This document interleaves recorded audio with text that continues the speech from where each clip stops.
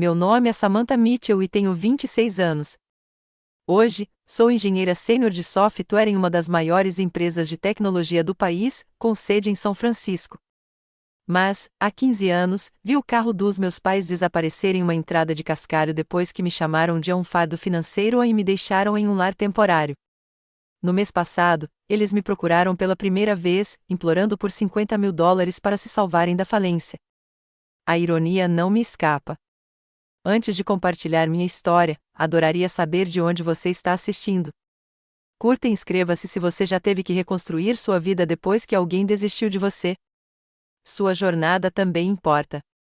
Antes de tudo desmoronar, éramos apenas uma família comum de classe média em Seattle. Meu pai trabalhava em uma fábrica. Minha mãe tinha um emprego de meio período em uma loja de departamentos local, e eu era uma criança comum de 11 anos que adorava matemática, colecionava conchas e tinha um quarto pintado de azul claro com estrelas fluorescentes no teto. Não éramos ricos, mas eu nunca pensei que fossemos pobres.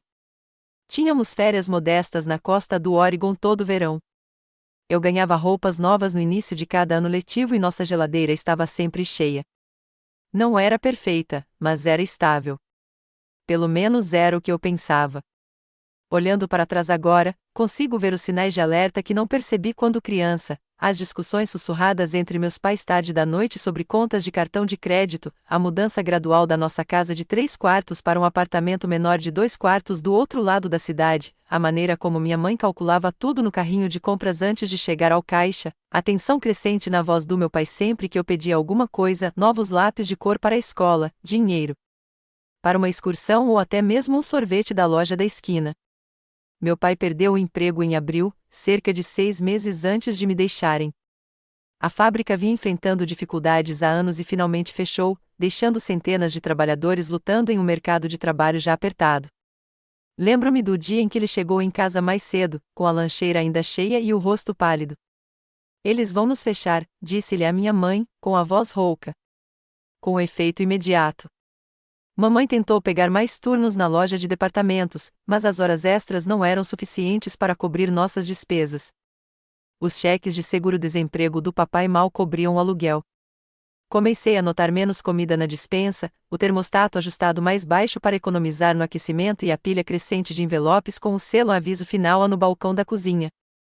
O que mais notei, porém, foi como eles começaram a me olhar como se eu fosse uma equação que não se equilibrava, um problema que eles não conseguiam resolver. As histórias de ninar pararam. Os beijos rápidos na minha testa antes da escola desapareceram. Seus olhos deslizavam por mim durante o jantar, e às vezes eu ouvia meu nome em suas discussões noturnas, seguido de suspiros de frustração. Era uma terça-feira de outubro quando tudo mudou. Lembro-me dos detalhes específicos com o tipo de clareza que só vem de reviver uma memória milhares de vezes. Eu estava usando meu suéter roxo favorito e calça jeans. Papai tinha feito panquecas para o café da manhã, uma delícia rara que deveria ter sido um sinal de alerta. Mamãe tinha escovado meu cabelo e me ajudado a prendê-lo num rabo de cavalo, seus dedos demorando-se em meus ombros por um momento a mais. Vamos visitar alguns parentes hoje, disse ela, com a voz alegre demais. Faça uma mala para passar a noite. Certo, só um pijama e roupas para amanhã, eu disse, confusa. Não tínhamos muitos parentes por perto, mas fiz o que me mandaram. Peguei minha mochila também, presumindo que ainda estaria na escola. Quando desci, meu pai estava colocando uma caixa de papelão no porta-malas do nosso carro. O que é isso? Perguntei. Só algumas coisas suas, ele respondeu sem me olhar nos olhos. Roupas extras e outras coisas. A viagem foi longa e silenciosa. Meus pais não ligavam o rádio como costumavam fazer em viagens de carro. Mamãe ficava checando a maquiagem no espelho retrovisor, retocando o batom que já tinha passado perfeitamente. Os nós dos dedos do papai estavam brancos no volante. Observei os bairros familiares darem lugar a partes da cidade que eu não reconhecia, depois a subúrbios, depois a áreas com mais árvores do que casas. Paramos em frente a um prédio grande, de aparência institucional, com uma placa que dizia Serviços Infantis Evergreen. Uma mulher de terninho cinza esperava na escada. Quem é essa? Perguntei, com um nó se formando no estômago. Que lugar é esse? Vamos, Samantha, disse minha mãe, abrindo a porta do carro. Precisamos falar com essas pessoas. Lá dentro, estávamos sentados em um escritório com posteres inspiradores desbotados na parede. Uma caixa de lenços de papel estava sobre a mesa, entre nós e a mulher de terninho, cujo crachá dizia Senhorita Peterson, coordenadora de serviços familiares. Ainda me lembro de como o ar-condicionado estava muito frio, como minhas mãos não paravam de tremer, como o relógio na parede parecia tic-taquear alto demais. Samantha, disse meu pai finalmente, com a voz monótona, você vai ficar aqui por um tempo. O quê? Por quê? Por quanto tempo? As perguntas saíram aos borbotões enquanto o pânico crescia em meu peito. Não podemos mais te sustentar, disse minha mãe, com os olhos fixos na bolsa, não em mim. As contas estão altas demais. Estamos prestes a perder nosso apartamento. Mas eu não custo tanto assim, argumentei, tentando entender o que estava acontecendo. Posso comer menos. Não preciso de roupas novas. Por favor, não me deixe aqui. Não é só comida e roupas, disse papai, com o tom endurecendo. É tudo: plano de saúde, material escolar, espaço no apartamento. Você sempre foi um fardo financeiro. Precisamos recomeçar. A palavra fardo me atingiu como um golpe físico. Eu nunca tinha me imaginado assim, como algo que os oprimia, algo do qual eles precisavam se livrar. Já assinamos a papelada, acrescentou minha mãe, levantando-se. A senhorita Peterson cuidará bem de você. Eles encontrarão um bom lar temporário para você. Eu não conseguia processar o que estava acontecendo. Lar adotivo? Aqueles eram para crianças cujos pais morreram ou sofreram abuso, não para crianças cujos pais simplesmente decidiram que custavam muito dinheiro. Você não pode fazer isso, eu disse, elevando a voz. Sou sua filha. Você não pode simplesmente me deixar aqui. Papai olhou para o relógio. Precisamos ir. Quanto mais arrastarmos isso, mais difícil será. Lancei-me em direção à minha mãe, agarrando seu casaco, com lágrimas escorrendo pelo rosto. Mãe, por favor. Vou me comportar. Prometo que não vou pedir nada. Por favor, não me deixe. Ela tirou meus dedos do casaco, os olhos úmidos, mas decididos. É para o meu bem, Samantha. Um dia você vai entender. A senhorita Peterson me segurou enquanto eles saíam. Eu me soltei e corri atrás deles, chegando aos degraus da frente bem a tempo de ver o carro da família se afastar, sem que nenhum deles olhasse para trás. Desabei naqueles degraus, gritando seus nomes até minha voz falhar, esperando que percebessem o erro e voltassem. Eles nunca voltaram. Naquela noite, dormi num quartinho com uma cama de solteiro e uma comoda, o primeiro de muitos quartos semelhantes que ocuparia pelos próximos anos. Guardei minhas roupas na mochila, convencida de que elas voltariam para me buscar amanhã, no dia seguinte ou na semana seguinte, no máximo. Recusei-me a desempacotar a caixa de papelão que haviam deixado, como se isso significasse aceitar que aquilo não era temporário. Chorei até dormir naquela noite e em muitas noites depois, agarrada ao meu suéter roxo, a última coisa em que minha mãe tocou antes de decidir que eu não valia a pena ficar. O sistema de acolhimento familiar é um labirinto que nenhuma criança deveria ter que navegar. As primeiras semanas depois que meus pais me deixaram foram um turbilhão de visitas de assistentes sociais, burocracia e avaliações psicológicas. Todos perguntavam como eu estava me sentindo, mas ninguém parecia ter tempo para realmente ouvir minha resposta. Recebi um número de caso, uma pequena mesada para itens pessoais e me disseram para me adaptar à minha nova realidade. Minha primeira colocação foi com a família Harris, que já tinha outras 4 crianças adotivas em uma casa de 3 quartos. A senhora Harris vivia exausta, correndo de uma crise para outra, enquanto o senhor Harris trabalhava em turnos dobrados como segurança. Eles não eram rudes, mas simplesmente não havia atenção suficiente para todos. Dividi o quarto com outras 2 meninas, Destiny, que tinha 14 anos e estava no sistema desde criança, e Kyla, que tinha 9 anos e cuja mãe estava na prisão. Não fique muito à vontade, Destiny me disse na minha primeira noite lá. Ninguém fica aqui por muito tempo. Ou seus pais voltam, ou eles te mudam para outro lugar.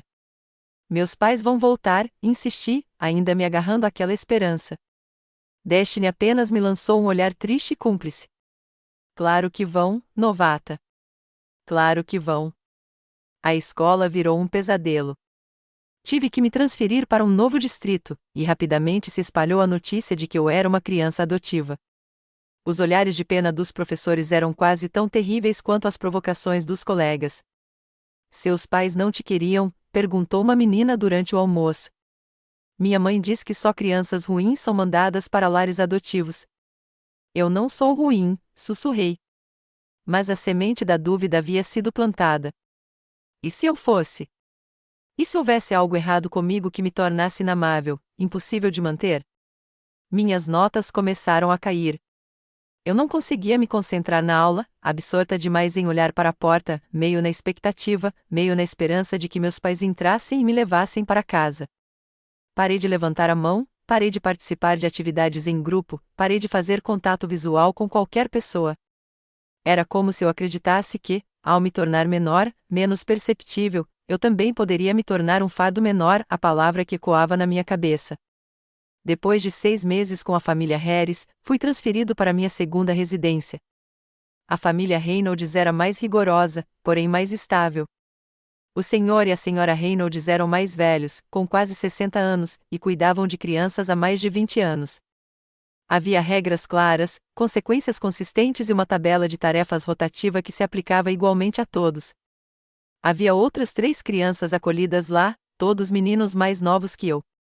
Você pode ficar o tempo que precisar, disse a senhora Reynolds quando cheguei, mas não fazemos promessas de que vamos ficar para sempre. Somos uma estação de passagem, não um destino. Pelo menos ela foi honesta. Foi no lar dos Reynolds que conheci Ashley, a neta biológica deles, que me visitava todos os fins de semana. Ela tinha a minha idade e me tratava como uma pessoa normal, não como um caso de caridade ou um problema a ser resolvido. Ela me convidou para passear no jardim da avó dela, me ensinou a fazer pulseiras da amizade e nunca me perguntou por que eu estava em um orfanato. Vovó e vovô ajudam crianças que precisam de um lugar seguro, explicou ela simplesmente. Isso não significa que haja algo de errado com você. Foi a primeira vez, desde o meu abandono, que alguém sugeriu que o problema não era eu. Fiquei com a família Reynolds por quase 2 anos. Aos poucos, comecei a melhorar minhas notas, embora ainda me mantivesse reservada na escola. Desenvolvi um sistema para me proteger emocionalmente, não me apegar, não esperar permanência, não pedir ajuda, não me tornar um fardo. Mantive tudo o que tinha guardado numa mochila, pronto para me mudar a qualquer momento. Quando eu tinha 14 anos, o Sr. Reynolds sofreu um derrame e eles não puderam mais cuidar de crianças adotivas. Fui transferida novamente, desta vez para uma casa com uma senhora idosa chamada Sra. Bennett. Ela morava sozinha em uma casa pequena e organizada, cheia de livros e plantas. Ela havia sido professora de matemática no ensino médio antes de se aposentar e começou a acolher crianças porque a minha casa está muito silenciosa agora. A Sra. Bennett era diferente dos meus pais adotivos anteriores. Ela fazia perguntas sobre o que eu estava aprendendo na escola e realmente ouvia as respostas. Ela notou que eu terminava minha lição de matemática rapidamente e trouxe para casa folhas de exercícios extras. Quando me viu lendo o mesmo livro surrado da biblioteca sobre computadores pela 3ª vez, ela me levou a uma livraria e me comprou 2 livros novos sobre programação. Você tem um dom para o pensamento lógico, ela me disse certa noite, enquanto estávamos sentados à mesa da cozinha. Você já pensou em uma carreira em tecnologia? Dei de ombros. Eu não tinha pensado muito em qualquer futuro além de sobreviver ao presente. Bem, você deveria, ela continuou, sem se deixar abater pelo meu silêncio. O mundo precisa de mais mulheres nas áreas STEM, e você tem a mente para isso. A Sra. Bennett foi a primeira pessoa, desde o meu abandono, que pareceu ver potencial em mim em vez de problemas. Ela não me tratou como um fardo ou um caso de caridade. Ela me tratou como uma pessoa com um futuro no qual vale a pena investir. Ainda havia dias difíceis, é claro, dias em que eu via mãe e filha fazendo compras juntas no shopping e sentia uma dor tão aguda que era física, dias em que formulários escolares que exigiam a assinatura de um dos pais ou responsáveis me faziam entrar em pânico silencioso, dias em que eu acordava de sonhos em que meus pais tinham voltado para me buscar, apenas para perceber que eram apenas sonhos. Mas a Sra. Bennett me ensinou algo crucial: Que pequenas gentilezas podem te manter em pé quando nada mais te mantém em pé? Uma xícara de chocolate quente esperando depois de um dia difícil na escola, um silencioso "estou orgulhoso de você" quando eu trazia uma boa nota para casa, a gentil correção de "é a nossa casa, não a minha casa" quando eu me desculpava por ocupar espaço. Esses momentos se tornaram degraus para atravessar o rio do abandono que eu tentava atravessar, não o suficiente para me fazer esquecer a água abaixo, mas o suficiente para me impedir de me afogar nela. Quando entrei no ensino médio, eu já havia construído uma identidade cuidadosa para mim. Para os professores, eu era a garota quieta e estudiosa que entregava as tarefas no prazo e nunca causava problemas. Para os colegas, eu era educadamente distante, presente, mas sem participar verdadeiramente do ecossistema social da vida adolescente. E para mim mesma, eu era uma sobrevivente, alguém que havia aprendido que a única pessoa com quem eu realmente podia contar era eu mesma. Dediquei-me aos estudos com uma intensidade que surpreendeu até a senhora Bennet. Enquanto outros adolescentes se preocupavam com encontros e festas, eu via a educação como minha tábua de salvação, minha única chance de criar um futuro onde nunca mais ficaria à mercê de ninguém. Frequentei todas as aulas avançadas disponíveis, fiquei até tarde para usar os computadores da escola e peguei emprestado todos os livros que a biblioteca permitia. Você precisa de equilíbrio, Samantha, sugeria gentilmente a senhora Bennet quando me encontrava estudando até meia-noite. Só trabalho e nenhuma diversão não é saudável. Mas o trabalho me dava segurança de uma forma que a diversão não. Os livros não me abandonavam. As equações não me chamavam de fardo. O sucesso acadêmico me dava a validação que eu ansiava, sem um risco de apego emocional. Tudo mudou durante o meu segundo ano, quando, relutantemente, me matriculei em uma disciplina eletiva de ciência da computação para cumprir um requisito de tecnologia. A partir do momento em que o Sr. Johnson, um ex-desenvolvedor de software que se tornou professor, nos apresentou a nossa primeira linguagem de programação, algo fez sentido. Havia uma lógica maravilhosa na programação que me tocava, problemas claros com soluções definíveis, uma linguagem que significava exatamente o que dizia, sem intenções emocionais ocultas. Você tem uma aptidão natural para isso, disse-me o Sr. Johnson depois de eu terminar uma tarefa na metade do tempo estipulado. Já pensou em cursar ciência da computação na faculdade? A faculdade sempre foi um objetivo vago, mas de repente encontrou um rumo. Comecei a ficar depois da aula para trabalhar em projetos adicionais no laboratório de informática. O Sr. Johnson me emprestou livros sobre conceitos avançados de programação e me ajudou a configurar um ambiente de desenvolvimento no laptop antigo que a Sra. Bennet havia encontrado para mim em uma venda de garagem. Naquele verão, consegui um emprego na Computer Fix, uma oficina de consertos local de propriedade de um ex-aluno da Sra. Bennet. O salário não era alto, mas economizei cada centavo em uma conta que a Sra. Bennet me ajudou a abrir. Seu fundo de emergência, ela o chamou com uma piscadela, mas nós dois sabíamos que era exatamente isso. No último ano, eu tinha um plano claro: ganhar uma bolsa para estudar ciência da computação, me formar com habilidades que me permitissem alcançar o mercado e construir uma vida onde segurança financeira significasse nunca mais ser um fardo para ninguém e nunca mais ser vulnerável ao abandono. Com o incentivo da Sra. Bennet e a orientação do Sr. Johnson, candidatei-me a todas as bolsas que encontrei. Escrevi redações sobre como superar adversidades, preenchi formulários de auxílio financeiro e enviei projetos de programação como complemento às minhas inscrições. No dia em que recebi o e-mail da Universidade Estadual oferecendo uma bolsa de estudos integral, a Sra. Bennet e eu dançamos pela pequena cozinha dela, rindo e chorando ao mesmo tempo. Foi o primeiro momento de alegria pura e descomplicada que me lembro desde antes de meus pais me deixarem. O dia da formatura chegou com um peso agridoce. Enquanto eu estava sentada de beca e capelo, esperando que meu nome fosse chamado, observei a plateia por hábito, com uma pequena e tola parte de mim ainda torcendo para que talvez, apenas talvez, meus pais estivessem lá. Eles não estavam, é claro, mas a Sra. Bennet estava, sentada orgulhosamente na terceira fileira ao lado do Sr. Johnson e até mesmo da minha antiga mãe adotiva, a Sra. Reynolds, que havia se recuperado o suficiente da morte do marido para comparecer. Quando atravessei o palco para receber meu diploma, ouvi a voz clara da Sra. Bennet chamando: "Essa é a minha garota", e percebi que, às vezes, a família que você encontra pode ser tão importante quanto a família que você perde. Após a cerimônia, a Sra. Bennet me presenteou com um laptop novinho em folha, muito melhor do que qualquer coisa que eu poderia ter comprado sozinha. para a faculdade, disse ela, com os olhos brilhando de lágrimas não derramadas, e por todas as coisas incríveis que você vai criar. Abracei-a com força, finalmente me permitindo reconhecer o quanto ela passou a significar para mim. Obrigada, sussurrei, por tudo. Só me prometa uma coisa, ela respondeu. Não deixe que o que eles fizeram defina o que você se tornará. Concordei, mas, por dentro, fiz uma promessa diferente a mim mesma: construiria uma vida tão bem-sucedida, tão segura, que nunca precisaria de ninguém que não me quisesse. Eu me transformaria, de um fardo que meus pais haviam descartado, em alguém que eles se arrependeriam de ter abandonado. Mudar-me para o alojamento da faculdade naquele outono foi aterrorizante e emocionante. Pela primeira vez, eu não era criança adotiva. Era apenas mais uma caloura com as mesmas ansiedades e possibilidades que todos os outros. Minha colega de quarto, Jéssica, não sabia nada sobre o meu passado, e eu preferia que continuasse assim, evitando perguntas pessoais com respostas vagas sobre crescer em Seattle.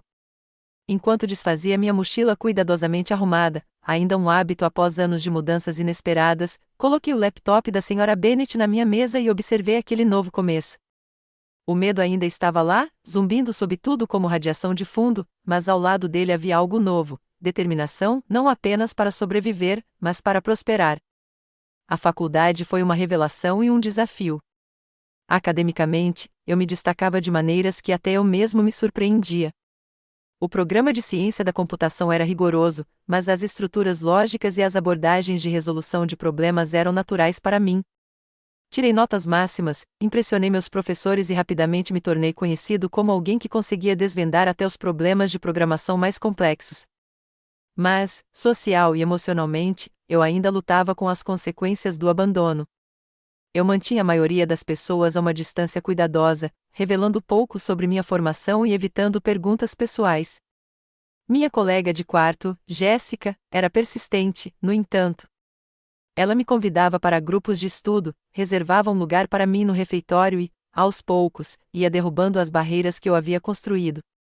Sabe, disse ela certa noite, enquanto estudávamos para as provas de meio de semestre, para alguém tão inteligente, você é péssimo em deixar as pessoas serem suas amigas. Sua franqueza me arrancou uma risada. É isso que você está tentando fazer? Ser minha amiga? Tentando e falhando bastante, respondeu ela com um sorriso, mas eu sou teimosa. Aos poucos, fui permitindo que Jéssica e alguns outros do nosso grupo de estudo se aproximassem. Comemoramos aniversários juntos, passamos noites em claro depurando os projetos um do outro e criamos piadas internas que se tornaram nossa própria linguagem. Não foi fácil. Toda vez que eu compartilhava algo pessoal, meu instinto era me isolar para me proteger da rejeição inevitável. Mas ficou mais fácil com a prática. No meu segundo ano, por insistência da Jéssica, comecei a consultar uma terapeuta no centro de aconselhamento da universidade. A doutora Mitchell, sem parentesco, embora a coincidência do sobrenome dela com o meu sempre parecesse significativa de alguma forma, era especialista em traumas e abandono. O que seus pais fizeram foi por eles, não por você, ela me disse em uma de nossas primeiras sessões. Nenhuma criança é um fardo. Crianças são responsabilidades, sim, mas a decisão de abandonar essa responsabilidade reflete uma falha dos pais, não da criança. Intelectualmente, eu entendia o ponto dela, mas emocionalmente, eu ainda carregava o peso de ser indesejada. Trabalhamos nessa desconexão semana após semana, desfazendo lentamente os nós de vergonha e insegurança que se formaram em torno da minha percepção de autoestima. A descoberta veio inesperadamente durante o meu penúltimo ano. Eu estava namorando David, um gentil e paciente estudante de engenharia, há vários meses, meu primeiro relacionamento sério. Quando ele me disse que me amava certa noite, enquanto voltávamos da biblioteca, entrei em pânico. Terminei com ele no dia seguinte, incapaz de articular porque seu amor parecia mais ameaçador do que reconfortante. A doutora Mitchell me entregou lenços de papel, mas não me interrompeu, permitindo-me finalmente expressar a dor crua que eu carregava há anos. Você tem razão, disse ela quando minhas lágrimas finalmente cessaram.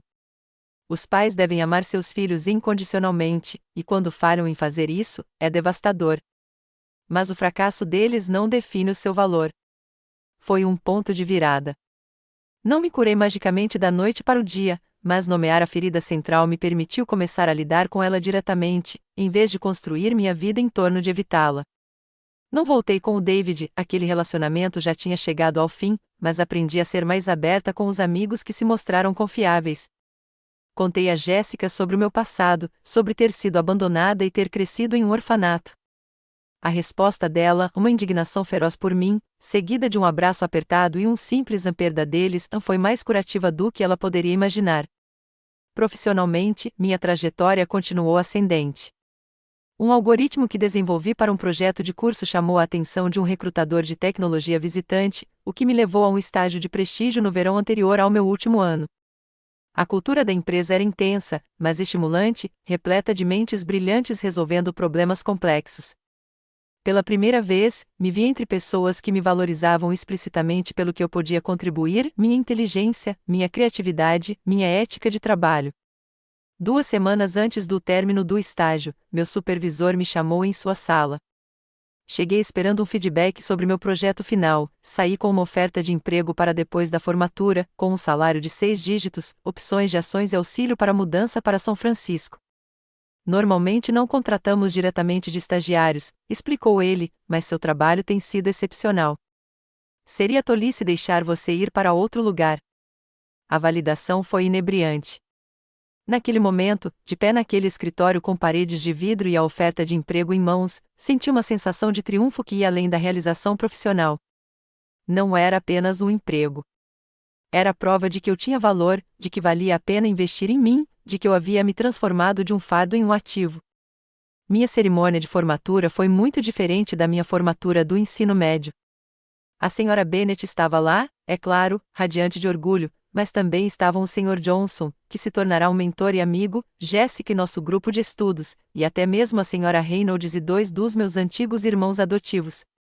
Ao receber meu diploma com as mais altas honrarias, ouvi seus aplausos e senti, talvez pela primeira vez, que havia criado algo parecido com uma família para mim, não ligados por sangue, mas por escolha e cuidado mútuo. Depois da formatura, mudei-me para São Francisco e mergulhei de cabeça no meu novo emprego. A curva de aprendizado foi íngreme, mas eu superei o desafio. Trabalhei longas horas, conquistei promoções rápidas e economizei bastante. Meus colegas me convidavam para happy hours e caminhadas de fim de semana, e aos poucos comecei a construir um círculo social na minha nova cidade. Aos 24 anos, comprei minha primeira casa, um apartamento modesto em um bom bairro, com janelas salientes e piso de madeira. No dia em que assinei a hipoteca, senti uma profunda sensação de segurança. Este era um lugar onde ninguém poderia me mandar arrumar minhas coisas e ir embora, onde eu ditava as regras, onde eu pertencia simplesmente porque havia conquistado o direito de estar ali. À primeira vista, minha vida parecia uma história de sucesso, a de uma criança adotiva que superou o abandono para construir uma carreira próspera e uma vida independente. E, de muitas maneiras, era mesmo. Eu tinha segurança financeira, respeito profissional e um pequeno, mas genuíno, círculo de amigos. Eu havia provado a mim mesma e ao mundo que não era um fardo, mas um trunfo. Mas, em momentos de silêncio, especialmente tarde da noite na minha linda casa nova, eu ainda sentia o espaço vazio onde o amor incondicional deveria estar. Apesar de todo o meu sucesso aparente, eu tinha tudo, exceto a única coisa que nunca fui capaz de ganhar ou comprar, uma família que me amara simplesmente por ser eu, não pelo que eu poderia realizar ou contribuir. Era uma manhã de terça-feira comum, 3 meses atrás. Eu estava trabalhando em casa, revisando o código para o lançamento de um projeto, quando meu celular apitou com uma notificação do LinkedIn. Quase ignorei, provavelmente só mais um recrutador tentando me recrutar para um concorrente, mas algo me fez olhar para a tela. O nome parou meu coração, Michael Mitchell, meu pai. Por um momento, pensei que fosse um engano ou uma coincidência bizarra. Em 15 anos, não recebi cartões de aniversário, nem cumprimentos de Natal, nem mesmo uma verificação casual para saber se eu estava viva. Por que agora? Por que, logo agora? Com as mãos trêmulas, abri a mensagem: Samantha, espero que você esteja bem. Sua mãe e eu temos pensado em você e gostaríamos de nos reconectar. Algumas circunstâncias familiares mudaram e sentimos que é hora de curar velhas feridas. Podemos conversar? Pai. Pai. Como se ele ainda tivesse o direito de se chamar assim. Joguei meu celular do outro lado da sala, onde ele quicou nas almofadas do sofá e caiu no chão. A náusea subiu pela minha garganta. 15 anos de silêncio, e agora as circunstâncias familiares tornavam a reconexão conveniente. Que circunstâncias? E o que os fez pensar que eu gostaria de ter notícias deles depois de todo esse tempo?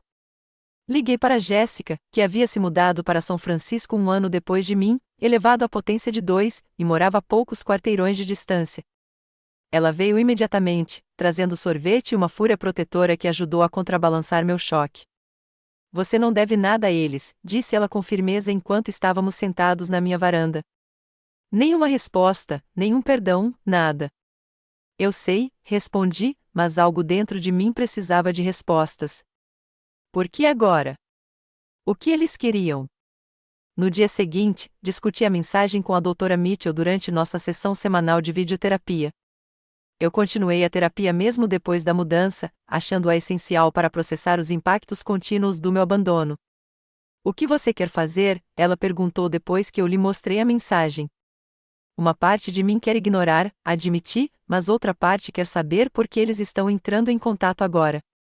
E talvez, hesitei, envergonhada pela vulnerabilidade, talvez eu queira que eles vejam que jogaram fora, que eu não sou mais um fardo. Ela assentiu. Ambas as reações são completamente válidas. Se você decidir responder, pode estabelecer limites firmes. Esta é a sua vida agora, e você controla quem tem acesso a ela. Após cuidadosa consideração, enviei uma resposta breve e neutra. Estou surpreso em ter notícias suas depois de 15 anos. Preciso entender suas motivações antes de considerar qualquer tipo de reconexão, Samantha. Sua resposta veio em poucas horas, rápida demais para o peso do que estava compartilhando. Samantha, obrigado por responder. A verdade é que estamos em uma situação difícil. Sua mãe foi diagnosticada com esclerose múltipla e tem contas médicas significativas para pagar. Declaramos falência e corremos o risco de perder nossa casa. Esgotamos todas as outras opções e esperamos que você possa ajudar uma família necessitada. Estamos considerando precisar de cerca de $50.000 para nos reerguermos. Sei que é pedir muito depois de tanto tempo, mas família ajuda família. Você está indo muito bem agora. Olhei para a mensagem, uma estranha mistura de emoções me invadiu, raiva, mágoa, vingança e uma inesperada sensação de poder. Eles não tinham me procurado porque sentiam minha falta, se arrependiam de suas ações ou queriam se redimir. Procuraram porque precisavam de dinheiro. Eu havia me transformado de um fardo financeiro em um recurso financeiro. A ironia era dolorosa e terrivelmente satisfatória. Contra o conselho de Jéssica, mas com a orientação do Dr. Mitchell, concordei com um telefonema. Eu precisava ouvir as vozes deles, confrontar esse fantasma do meu passado diretamente, e não por meio de mensagens cuidadosamente elaboradas. O telefonema foi surreal. A voz da minha mãe era mais velha, mais frágil do que eu me lembrava, mas ainda carregava o mesmo sotaque sulista suave que um dia contará minhas histórias de ninar. Meu pai parecia na defensiva desde o início, como se antecipasse minha raiva. O que mais me impressionou foi como eles falaram sobre o abandono como um acontecimento lamentável, mas, em última análise, insignificante, como perder a peça de teatro de um filho na escola ou esquecer um aniversário. Sempre soubemos que você se daria bem, disse minha mãe. Você era uma criança tão engenhosa. O sistema de acolhimento familiar funcionou para você, acrescentou meu pai. Veja como você se saiu bem. Melhor do que se tivéssemos continuado lutando juntos. A forma casual como o abandono foi reenquadrado como uma espécie de favor para mim, acendeu uma fúria que eu não me permitia sentir há anos. Você me abandonou na escada de um lar adotivo, eu disse, com a voz trêmula. Você me chamou de fardo na minha cara. Você tem ideia do que isso faz com uma criança? Sabe quantos anos de terapia eu precisei para acreditar que tenho valor humano básico? Estávamos desesperados, disse minha mãe, com um tom de defensiva na voz. Fizemos o que era melhor para todos na época. Melhor para todos, repeti, ou melhor para você? Você se saiu bem, insistiu meu pai. Mais do que bem. E agora somos nós que estamos em apuros. Certamente você consegue ver que tudo acontece por um motivo. Talvez tudo isso tenha sido parte do plano de Deus, você se tornar bem-sucedido para poder ajudar sua família quando precisássemos. Quase desliguei. A audácia deles foi de tirar o fôlego, me abandonar, ficar sem contato por 15 anos e depois sugerir que o propósito da minha dor e do meu sucesso subsequente era salvá-los financeiramente. Mas havia uma pergunta que eu precisava responder. Você já tentou descobrir o que aconteceu comigo? Durante todos esses anos, você já verificou se eu estava bem? O silêncio que se seguiu foi resposta suficiente. As consequências daquele telefonema me deixaram atordoada. Senti insônia pela primeira vez desde a faculdade, ficando acordada à noite, repetindo as palavras deles, imaginando tudo o que eu deveria ter dito. Meu apetite desapareceu e me vi cometendo erros por descuido no trabalho, algo que nunca tinha acontecido antes. Jéssica ficou furiosa por mim. Que descaramento, ela se irritou durante um dos nossos jantares. Abandonar você, ignorar você por 15 anos e depois pedir dinheiro. Bloquear os números deles e pronto. Sua indignação protetora era reconfortante, mas a situação parecia mais complicada do que isso, não porque eu sentisse qualquer obrigação de ajudá-los, não sentia, mas porque o reaparecimento deles reabrira feridas que eu pensava já estarem cicatrizadas há muito tempo. Marquei uma sessão de emergência com o Dr. Mitchell, que ouviu calmamente enquanto eu relatava a conversa. O que você quer com essa situação? Ela perguntou quando terminei. Não o que você acha que deveria querer ou o que te faria parecer bem aos olhos dos outros. O que te traria paz? Considerei a pergunta dela seriamente. Quero que eles reconheçam o que fizeram, que realmente reconheçam, não descartem como um favor que me fizeram. Quero que eles entendam o dano que causaram. Fiz uma pausa, investigando mais a fundo. E acho que parte de mim quer vingança, quer que eles sofram como eu sofri. Essa é uma resposta honesta, respondeu ela. A vingança é um desejo humano natural depois de ser ferido, mas quero que você reflita: o sofrimento deles curaria suas feridas ou apenas criaria novas? As perguntas dela permaneceram comigo nos dias seguintes. Será que me daria satisfação negar-lhes ajuda, sabendo que eles poderiam perder a casa deles, assim como me fizeram perder a minha? O pensamento tinha uma certa simetria que atraía a criança ferida em mim. Mas a adulta que eu havia me tornado não tinha certeza se infligir dor, por mais merecida que fosse, combinava com a pessoa que eu queria ser. Ainda assim, eu não estava pronta para simplesmente assinar um cheque e fingir que o passado nunca aconteceu. Eu precisava verificar as alegações deles para entender exatamente no que eu poderia estar me metendo. Com minhas habilidades tecnológicas, não foi difícil pesquisar a situação deles à distância.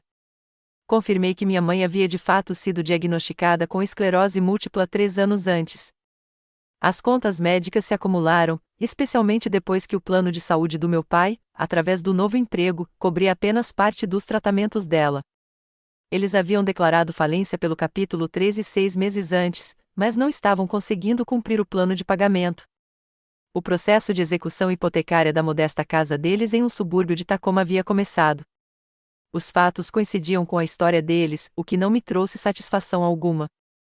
Teria sido mais fácil se estivessem mentindo, se fosse um simples golpe que eu pudesse ignorar. A verdade de que estavam genuinamente desesperados me forçou a confrontar questões mais difíceis sobre compaixão, perdão e o que eu devia às pessoas que me causaram danos profundos. Redigi inúmeros e-mails na semana seguinte, cada um refletindo uma faceta diferente dos meus sentimentos conflitantes. Alguns eram rejeições mordazes, explicando em detalhes precisos como o abandono deles me afetou e por que eu não lhes devia nada. Outros ofereciam ajuda financeira com condições rigorosas. Outros ainda eram mais generosos, oferecendo assistência com contas médicas diretamente aos provedores, em vez de dar-lhes dinheiro. Nenhum parecia certo. Na minha próxima sessão de terapia, levei impressos vários rascunhos de respostas e perguntei à doutora Mitchell quais ela achava que eu deveria enviar. Todas refletem diferentes partes de você, observou ela após lê-las. A criança machucada, o adulto protetor, o ser humano compassivo. Mas, em última análise, esta decisão não diz respeito a eles e diz respeito a você. Quem você quer ser nesta situação? Como você quer olhar para trás, para este capítulo da sua vida? A perspectiva dela mudou algo fundamental no meu pensamento. Eu estava tão focada nos meus pais, na audácia deles, nas necessidades deles, nas falhas deles, que me esqueci da minha própria influência na definição dessa interação. As ações deles moldaram meu passado, mas não precisavam determinar minhas escolhas futuras. Acho que preciso vê-los, eu disse, a decisão se cristalizando enquanto eu a pronunciava. pessoalmente, não apenas por telefone ou e-mail. Antes de decidir qualquer coisa, preciso olhá-los nos olhos e ter uma conversa honesta sobre o que aconteceu e por que estão entrando em contato agora. O Dr. Mitchell assentiu. Isso exige coragem. Quais limites você precisará para se sentir seguro nessa reunião? Passamos o resto da sessão planejando. Eu os encontraria em um local público, um café em Seattle. Eu levaria Jéssica para me dar apoio. Eu prepararia perguntas específicas e definiria limites de tempo claros.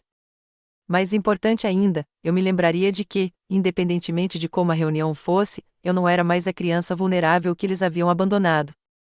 Eu era uma adulta com escolhas, recursos e uma rede de apoio que eles não tinham poder para tirar. 2 semanas depois, voei para Seattle e fiquei hospedada na casa do irmão da Jéssica, que tinha um apartamento no centro da cidade. Na noite anterior à reunião, mal consegui dormir, com a mente fervilhando de cenários imaginários que iam da reconciliação chorosa ao confronto furioso. Aconteça o que acontecer, Jéssica me tranquilizou durante o café da manhã, você já venceu. Veja quem você se tornou, apesar do que eles fizeram. Eles não podem tirar isso de você. Agarrei-me às suas palavras enquanto dirigíamos até a cafeteria, observando os pontos turísticos familiares de Seattle passarem pela minha janela, a cidade onde um dia fui filha de alguém antes de me tornar ninguém. A cafeteria era um espaço neutro, com paredes de tijolos aparentes e o zumbido reconfortante das máquinas de café expresso.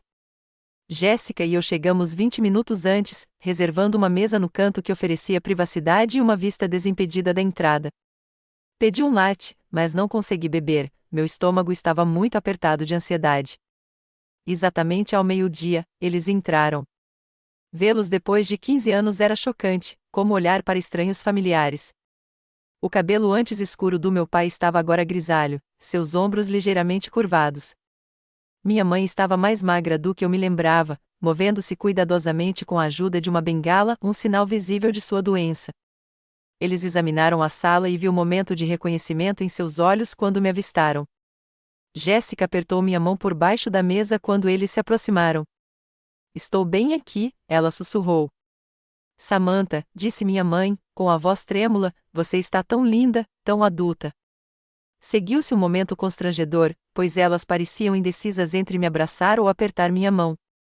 Não fiz menção de me levantar, e elas se acomodaram nas cadeiras à nossa frente. Esta é minha amiga Jéssica, eu disse, com a voz mais firme do que eu esperava. Ela vai se juntar a nós. Meu pai assentiu, parecendo desconfortável. Obrigado por se encontrar conosco. A conversa inicial foi dolorosamente superficial, comentários sobre o tempo, a cafeteria, meu voo de São Francisco. Fizeram perguntas genéricas sobre meu trabalho, minha casa, minha vida na Califórnia, como se fossemos parentes distantes se atualizando em uma reunião de família, e não pais que haviam abandonado o filho. Depois de 15 minutos dessa conversa estranha e superficial, deixei meu café intocado de lado e fui direto ao ponto. Vamos conversar sobre por que você me abandonou, eu disse diretamente.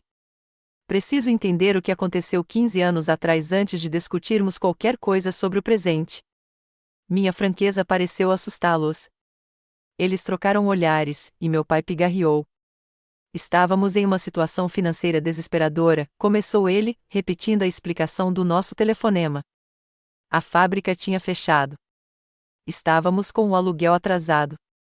O horário de trabalho da sua mãe tinha sido reduzido. Muitas famílias enfrentam dificuldades financeiras, interrompi. A maioria não abandona os filhos por causa disso. Você não entende o quão ruim foi, disse minha mãe, com a voz assumindo um tom defensivo. Estávamos prestes a ficar sem teto. Achávamos que você teria melhores oportunidades no sistema do que morar em um abrigo ou em um carro conosco. Você explorou outras opções? Perguntei. Familiares que poderiam ter ajudado? Programas de assistência governamental? Serviços de pensão alimentícia que poderiam ter permitido que você me mantivesse? Meu pai se remexeu, desconfortável. Não tínhamos família que pudesse ajudar e éramos orgulhosos demais para aceitar esmolas naquela época. Orgulhosa demais para receber ajuda do governo, mas não orgulhosa demais para abandonar seu filho, interrompeu Jéssica, sem conseguir se conter. Toquei seu braço delicadamente, apreciando seu apoio, mas querendo lidar com isso sozinha. O que estou tentando entender, continuei, é se o abandono era realmente a única opção ou se era simplesmente a mais conveniente para você. Os olhos da minha mãe se encheram de lágrimas. Não foi conveniente, Samantha. Foi a coisa mais difícil que já fizemos. E mesmo assim você fez isso, respondi, mantendo a voz calma. E depois você nunca veio me ver, nunca tentou saber se eu estava bem, nunca mandou nenhum cartão de aniversário até agora, quando você precisa de dinheiro. Meu pai olhou para as próprias mãos. Dissemos a nós mesmos que você estaria melhor sem nós, achávamos que um rompimento total seria menos doloroso do que o contato regular. E então, com o passar do tempo, pareceu tarde demais para estender a mão. Até você precisar de ajuda financeira, insisti. Sim, ele admitiu, encontrando meus olhos pela primeira vez. Até precisarmos de ajuda. Havia algo em seu reconhecimento direto que eu apreciei, mesmo que confirmasse minhas suspeitas sobre as motivações deles. Há outra coisa que você deveria saber, disse minha mãe baixinho, algo que pode ajudar a explicar, mas não desculpar, o que aconteceu. Esperei, me preparando para qualquer revelação que viesse. Depois que te deixamos, tivemos outro filho. Seu irmão, Mark. Ele tem 14 anos agora. As palavras me atingiram como um golpe físico. Um irmão, um filho que eles escolheram manter, criar, amar, quando decidiram que eu era um fardo muito pesado. Você me substituiu, sussurrei, a dor fresca e aguda. Não foi bem assim, disse meu pai rapidamente.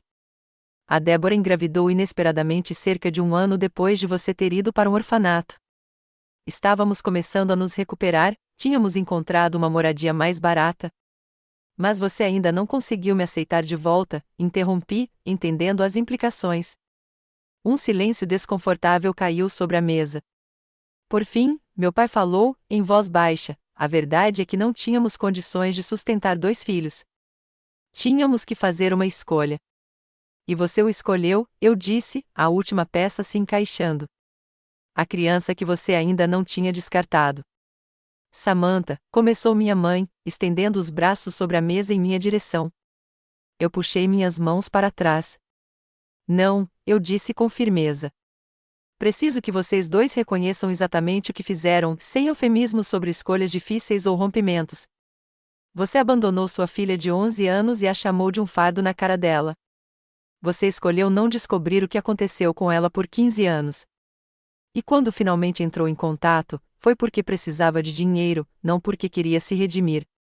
Minha voz permaneceu firme, mas as lágrimas escorriam pelo meu rosto. Jéssica passou o braço em volta dos meus ombros, encarando meus pais. Para minha surpresa, foi meu pai quem cedeu primeiro. Seus ombros caíram e ele cobriu o rosto com as mãos. Você tem razão, disse ele, com a voz embargada. Nós te abandonamos. Dissemos a nós mesmos que era para o seu bem, mas essa foi uma mentira que criamos para convivermos com nós mesmos. A verdade é que fomos egoístas e covardes. Vimos você como uma despesa que poderíamos eliminar para facilitar nossas vidas. Ele olhou para cima, com os olhos vermelhos. Sinto muito, muito profundamente, Samantha. O que fizemos foi imperdoável. Seu reconhecimento súbito me pegou de surpresa. Eu esperava justificativas constantes, não remorso genuíno. A jornada da minha mãe rumo ao reconhecimento foi mais difícil. Achávamos que estávamos tomando uma decisão racional, insistiu ela. Não estávamos pensando no impacto emocional. Mãe, interrompi, usando o termo deliberadamente pela primeira vez em nossa conversa, eu era seu filho, não um item do seu orçamento. Não há justificativa racional para o que você fez. Ela ficou em silêncio por um longo momento, com as mãos tremendo levemente ao redor da xícara de café. Você tem razão, disse ela finalmente, com a voz quase inaudível. Falhamos com você da maneira mais fundamental que os pais podem falhar com um filho. E eu convivi com essa vergonha todos os dias, mesmo tentando justificá-la para mim mesma. Ela olhou para mim, com os olhos cheios de lágrimas. Não espero perdão, mas quero que saiba que não se passou um dia sem que eu tenha pensado em você e me arrependido do que fizemos. Fiquei sentado com seus pedidos de desculpas, tentando avaliar sua sinceridade e o que isso significava para mim. Eu havia imaginado esse momento tantas vezes ao longo dos anos, às vezes com satisfação pelo sofrimento deles, às vezes com fantasias de rejeição fria, ocasionalmente com reconciliação chorosa. A realidade era mais confusa, mais cheia de nuances do que qualquer cenário que eu havia imaginado. Estou disposto a fazer o seguinte, disse eu, depois de organizar meus pensamentos. Ajudarei com suas contas médicas, pagas diretamente aos provedores, não a você. Também contribuirei para um fundo para evitar a execução hipotecária da sua casa, mas o dinheiro será repassado a um advogado com condições. Meu pai assentiu rapidamente. Isso é mais do que generoso. Ainda não terminei, continuei. Minhas condições são estas: primeiro, você precisa continuar reconhecendo o que fez, sem mais justificativas ou minimizações. Segundo, quero conhecer meu irmão. Ele merece saber que tem uma irmã, e eu mereço conhecê-lo. A expressão da minha mãe mudou para alarme. O Mark não sabe sobre você. Nunca contamos a ele. Então está na hora de ele descobrir a verdade, eu disse com firmeza. Não espero nos tornarmos uma grande família feliz da noite para o dia, mas não serei um segredo e não deixarei vocês reescreverem a história. Eles trocaram olhares, uma comunicação silenciosa se estabelecendo entre eles. Finalmente, meu pai assentiu. Você tem razão. Ele deveria saber a verdade, toda ela. Ele hesitou. Ele é um bom garoto, inteligente como você. Ele merece conhecer a irmã. Passamos a hora seguinte discutindo os detalhes práticos da minha ajuda financeira e planejando uma apresentação cuidadosa ao Mark. Insisti em sessões de terapia familiar para facilitar o processo, deixando claro que, embora estivesse disposta a ajudar financeiramente e a explorar um relacionamento com meu irmão, reconstruir a confiança com ele seria um caminho longo e incerto. À medida que nosso encontro se aproximava do fim, senti uma estranha mistura de emoções, tristeza pela infância perdida, raiva que ainda ardia sob a superfície, mas também uma peculiar sensação de paz. Pela primeira vez, meus pais me viram de verdade, não como um fardo ou um recurso, mas como uma pessoa que eles prejudicaram e que agora tinha o poder de definir os termos de qualquer relacionamento futuro. O encontro com Mark aconteceu 2 semanas depois, no consultório de um terapeuta familiar em Seattle. Ele era um adolescente magro, com o mesmo cabelo escuro que eu, e parecia perplexo e um pouco na defensiva enquanto o terapeuta ajudava nossos pais a explicar minha existência e suas ações passadas. Então, você é minha irmã, disse-lhe quando nos deram um tempo para conversar em particular. E eles simplesmente te abandonaram. Sim, confirmei, sem suavizar a verdade, mas mantendo o tom neutro. Mas isso não tem nada a ver com você ou com quem você é para mim agora. Ele estudou meu rosto, procurando semelhanças. Eu sempre quis ter um irmão, disse finalmente. Só nunca imaginei encontrar um assim. Nos meses seguintes, Mark e eu desenvolvemos um relacionamento cauteloso por meio de videochamadas, mensagens de texto e visitas ocasionais quando eu voava para Seattle. Olhar para ele às vezes era como olhar no espelho. Compartilhávamos o mesmo riso, a mesma abordagem analítica para os problemas, o mesmo senso de humor seco. Conhecê-lo foi o presente inesperado naquela situação complicada. Meu relacionamento com meus pais evoluiu mais lentamente e com limites mais rígidos. Mantive os acordos financeiros que havíamos feito, garantindo que minha mãe recebesse os cuidados médicos de que precisava e que eles mantivessem a casa, mas a reconexão emocional veio em pequenos passos cuidadosos. Começamos a trabalhar com um terapeuta familiar especializado em distanciamento e reconciliação. Nessas sessões, exploramos todo o impacto do abandono deles, não apenas em mim, mas em todos nós. O trabalho foi doloroso, mas necessário, trazendo à tona anos de sentimentos reprimidos, danos não reconhecidos e auto-engano defensivo. Perdoar não é o mesmo que esquecer, lembrou-nos a terapeuta durante uma sessão particularmente difícil. E não é um acontecimento único. É um processo que pode levar anos. Encontrei sabedoria nessas palavras. A jornada rumo à cura não foi linear. Houve dias em que a raiva surgiu inesperadamente, em que um comentário casual da minha mãe me fez lembrar daquele dia na escadaria do lar adotivo. Houve outros dias em que pude vê-los com mais clareza como pessoas imperfeitas e feridas que haviam feito uma escolha terrível da qual não podiam se arrepender. 6 meses depois do nosso primeiro encontro naquele café, percebi algo importante: eu não era mais definida pelo abandono deles. Era um capítulo significativo da minha história, mas não o livro inteiro. A pessoa que eu havia me tornado, resiliente, bem-sucedida, capaz de amizades profundas e amor cauteloso, foi moldada por muitas influências, incluindo a gentileza da Sra. Bennet, a orientação do Sr. Johnson, a lealdade de Jessica e minha própria determinação.